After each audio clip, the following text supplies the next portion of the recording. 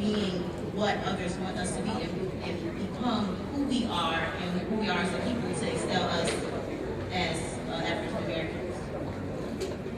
I mean, what you're talking about is confidence. The ability to be yourself despite what everybody else says. I mean, that's something we've been talking about up here the whole time. You know, like we said before, each and every one of us up here started something. You know, I'm a blogger. I mean, there's a million blogs out there. And I put my particular brand of comedy, whatever, out there, and it's stuck. But I took a lot of heat from a lot of things that I've said. I mean, I've had literally people curse me out. I've actually received a death threat or two for some of the things that I've said. And the thing is, that doesn't stop what I'm doing. Like, I believe in what I'm doing and what I'm saying. So I'm gonna continue doing it. And that gets back to what the brother was saying over there too. Like, if you believe in what you're doing, then nobody else can stop you. I mean, we can get all biblical with it and all that if you want to. But the fact is, you're the only person stopping you from being whoever you want to be. If you want to be somebody, you have to go do it. Somebody told Barack Obama he wasn't going to be president. Some of us told Barack Obama he wasn't going to be president. And he's the president right now anyway. You know, I never plan on sitting up here on the stage at FAM talking about people I don't know, but I'm here. You never know what opportunities come, but if you put yourself in the way of those opportunities, you're shooting yourself in the foot.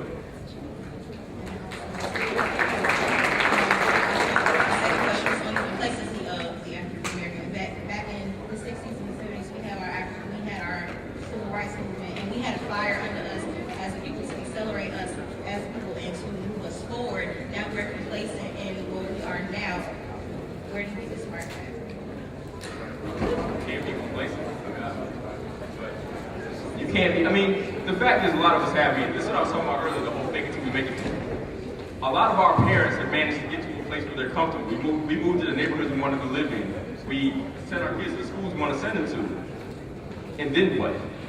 I went to school with a bunch of people driving Range Rovers. And then what? You know, like, what do we don't even realize what we need to be aspiring to. The race is not over. The race has just begun.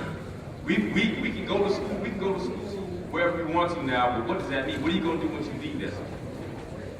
You can't rest on your laurels and realize I have a degree. I've reached that American dream. Like, you have to create a new dream. If you stop dreaming because somebody told you you've already done what the American dream is, that's the end of the line for you. Like, everybody up here, I mean, this man is a rapper. You know how hard you got to dream to be a rapper and actually make it? In D.C. of all places, the home of the crabs and the girl mentality. Or a school where you have 100% college admittance rate. You know how hard you have to dream for that? Or to write a book that people actually buy. That doesn't include characters named like Sweet Peach. And, you know, y'all know what. I mean, I didn't want to call out Zane, but, you know, Zane or Eric Jerome Dickey or any of them. You know what I mean? Like, the second you stop dreaming of someplace to go is the second you stop moving.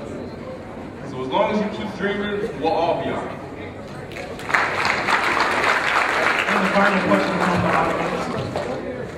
Okay, my question is, the governor of Mississippi has proposed to merge Jackson State, Alcorn State, and Mississippi Valley State into one ultimate historically black college for the state of Mississippi.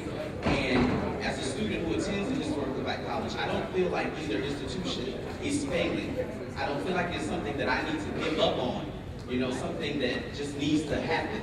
So as an African American, how should I feel about something like that? Because these three institutions are housing, education for African Americans in the state of Mississippi. One of the really... My question is, more direct question. When you were talking about if the school is an F school, you know, you should let that go so we can get the students on the right track in a better area. But the governor may feel like Jackson State, Alcorn State, and Mississippi Valley State are failing institutions, so we should merge them to become one. But as a student, I feel like since the HBCU, they should stay the same. And what I would say to you, with all due respect, if the school is failing, it needs to close. And what we need to be honest about, and fortunately you go to FAMU, and I say fortunately, because every historically black college and university is not doing what FAMU is doing.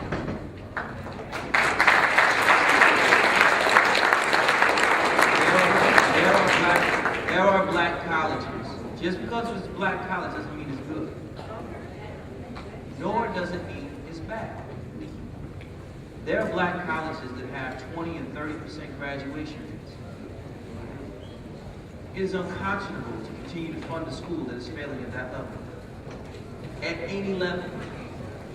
I blame, and I mean this, I blame the alums, as you all do, who do not give back, who come party their behinds off for homecoming.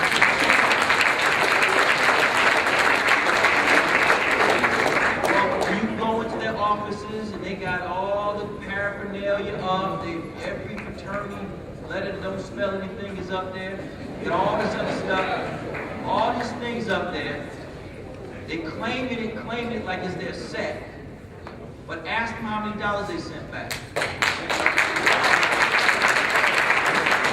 I'm gonna tell you, and this is a true story. I went to visit a college in Nashville. And it's a school that one of our greatest thinkers once attended. And while I was there, I looked and there were parts of the grass that weren't cut. There was bell, it was chipped, it wasn't painted. It's unreasonable to expect somebody to respect our education institution when we do not. It is unreasonable to expect anyone anywhere to care more about us than we care about ourselves. If these schools, whoever they are, wherever they are not going to have our young people's best interests at heart, then they are not friends of our community. And let me make that clear. A lot of times, whether it be a black high school or black college, we see black people in there and we think simply because they're black, they are friends. And that is the misconception. If the school does not educate, it is not a school. You gotta accept that. If it needs to be fixed, then it must be fixed. Many of these institutions have some of their state's most illustrious individuals went to those schools. Teachers and preachers, doctors and lawyers, individuals who have great esteem in the community.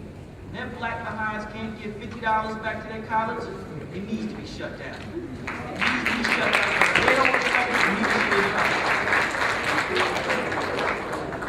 With that being said, finally, to each one of the panelists, we pose a question to you. I guess if you could give us in real brief some of the solutions that you have to some of these questions, or if you could just give a final spiel, your small pitch on the plight of African American men in today's society and what we can do to help edify and help enlighten African American men in today's society. Very briefly, though.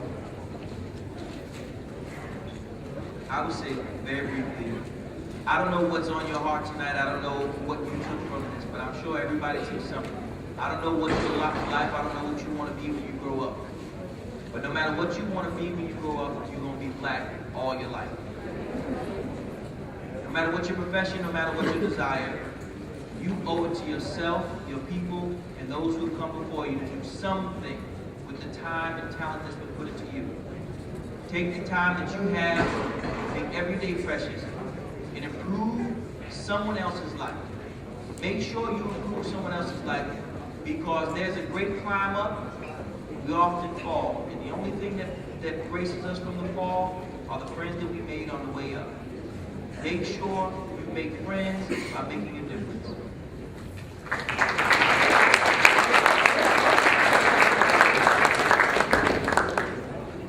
I say the most important thing is dealing with yourself. A lot of us, don't have that self-love, don't have that confidence, regardless of what we portray.